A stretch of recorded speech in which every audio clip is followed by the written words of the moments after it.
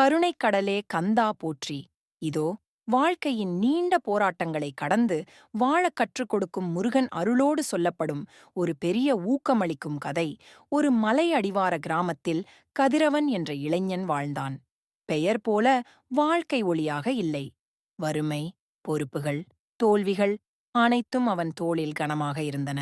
தந்தை நோயால் படுக்கையில், தாய் கவலையால் அமைதியாக, கதிரவன் மட்டும் தினமும் போராடினான்.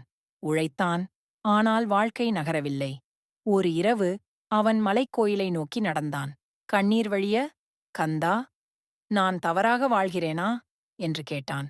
கோயிலில் வேல் கைப்பிடித்த முருகன் சிலை அமைதியாக நின்றது. அந்த அமைதியில் ஒரு குரல் போல அவன் உள்ளம் சொன்னது, "நீ தவறாக வாழவில்லை.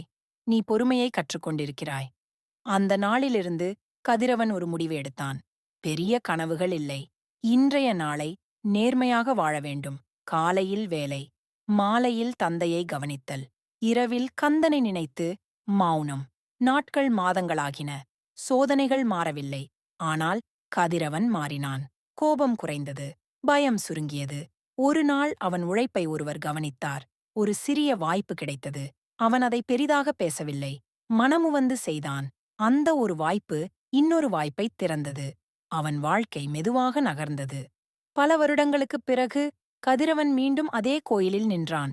இந்த முறை கண்ணீர் இல்லை, புலம்பல் இல்லை. அவன் மனதில் ஒரே உணர்வு: முருகன் என் சுமையை எடுக்கவில்லை, என்னை சுமக்க வலிமையாக்கினார். அவன் புரிந்து கொண்டான், வாழ்க்கை சுலபமாக மாறவில்லை, ஆனால் வாழும் மனிதன் உறுதியானவனாக மாறினான். அதுவே அருள்.